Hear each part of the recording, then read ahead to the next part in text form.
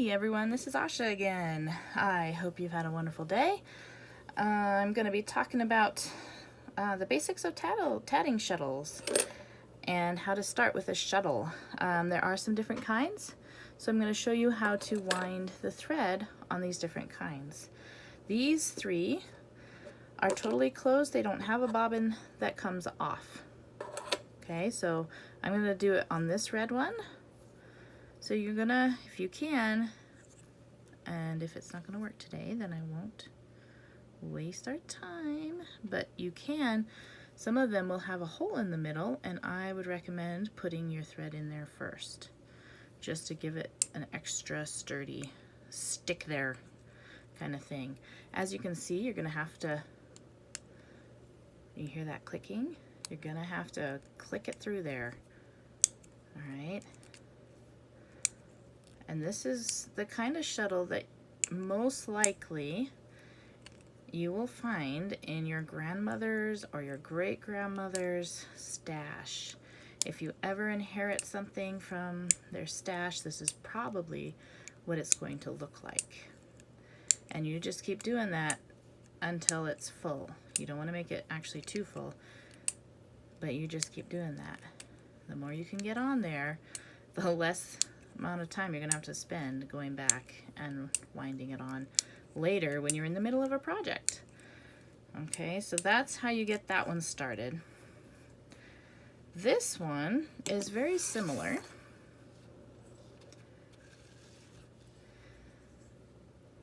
It has a hole on the bobbin sometimes. Sometimes it does not.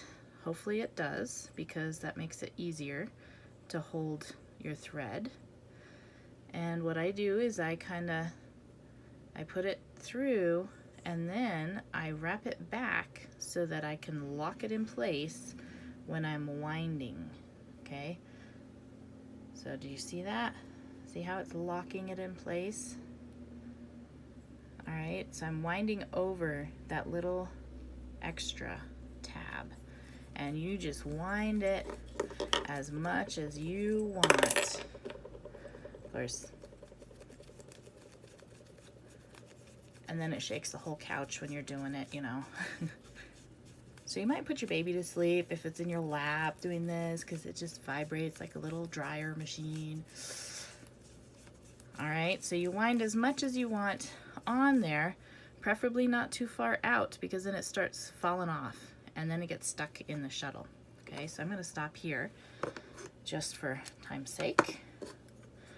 And what I do is I make sure that it's on top coming towards me, and that this shuttle is like this, and then I get it in there. Okay,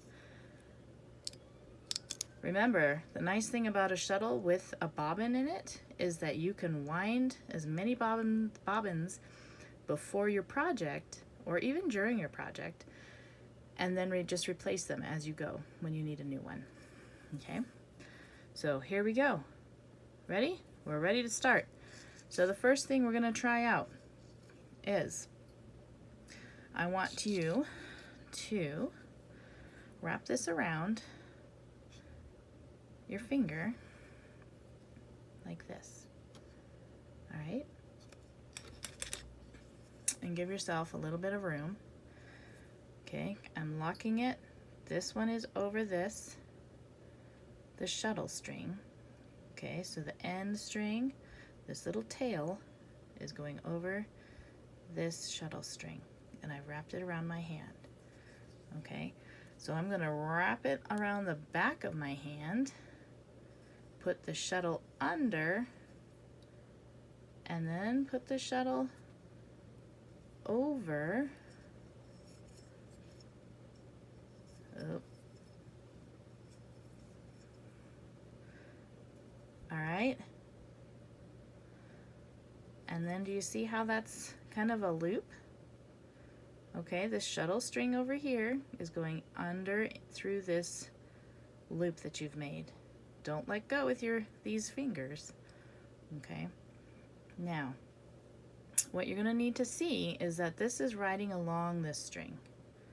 We don't want that. We want it to go the other direction. So we're gonna kind of loosen on our fingers up here Okay, but tighten on our shuttle. Now watch really closely. Oop. Okay, so it's still riding along here. I want it to ride along here. Okay, and then that's the first of a double stitch. Okay, so this shuttle string is going through what's now a loop from the tail string, and then since we went this way, we just need to hold the shuttle, and we need to go over the string this time and under, and then look. Okay, so now the loop is going the other direction, still riding along this tail string. So we want it to switch over. Let me show you that again. It's riding along here, and then you want to switch over. And then it's a double stitch. All right, before I try this next one, I'm going to get rid of that ring. Okay, so let's try that again. Remember, this is the tail string. This goes around your fingers. Okay, if you're doing it right, the test is this shuttle string will move. Do you see that? Yeah, it'll move. All right, so remember, you wrap it around the back side of your hand. You put the shuttle under, and then you put the shuttle under your loop, and then over and through that new loop. Okay, remember, it doesn't want to ride along this string, otherwise it won't shut. Then we're going to flip it. Oh, now it's riding along the shuttle string. So we've got one double stitch. Now we're going to do the no wrapping around your hand. We're not going to wrap. We're just going to put it over the string and slide it under. See how my fingers just kind of let the string go under? And remember, you have to pop it. And then you've got the double stitch, 2 of them. Now we're going to practice one more. See how I wrap it around my hand, and then, oops, I gotta put it under the string, let it slide across your finger, it kind of tickles, and then through the loop, and then sometimes I let go of it and it pops. Okay,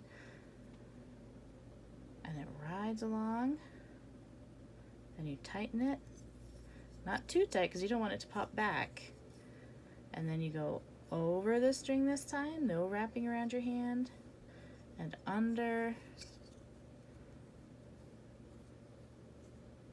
and then you want it to switch over, pop, and ride along, and then you've got 3 double stitch. All right, the next stitch we're going to practice is a pico, which is basically a space between stitches. Okay, we're going to do wrap around your hand, go under and over, pop the string so it's riding along the other side, and tighten it. Oops, nope, don't tighten it. See, I'm getting ahead of myself. Oh, well, this is a good example, isn't it? Mistakes are good. See, this is why you need a hook. Then you can loosen it back out, undo your mistake, leave a space. Some people will even put a mark on their finger with the size of the pico that they want. So leave a space. All right, I'm just going to over exaggerate it for now and hold it there. And then you want to put the string or the shuttle over the string and under. Oh, look at that. It's going to pop automatically. And then bring it together with that first part of the double stitch. And then slide it across. Again, another test that your stitches are going the right direction. And you've got a pico. Okay? So we're going to do 2 more double stitch, under, over, pop, together, over, under, pop, together. All right. Now, see how I'm needing to open this loop up a bit because I'm losing some space? And then you can loosen or lengthen the shuttle space from your shuttle string. So we're going to start, remember, wrap around your hand, under the string, over the string, pop, and together. Then over the string, no wrapping around your hand, under the string, pop, together. All right, so now we have 1, 2, 3 double stitch, 1 pico, 1, 2, 3 double stitch. Now here, see how the tail is still there? It hasn't grown, it hasn't shrunk. It's still the same because the shuttle string is what is actually moving along. It's moving in here, but it's also this part too. So now we're going to hold this end part where we're working, and we're going to pull the shuttle string. And you want to hold your knots because sometimes they like to twist, and then you've got a bigger issue because that's harder to undo, and you really don't want to cut it off. All right, so then see how this also wants to twist around? It's a good thing to hold your knots, and then it doesn't have the opportunity to really make a big mess. Okay, so you're going to hold it. See how it's closing up? And you're going to hold it until it's all shut. And that's 1 ring.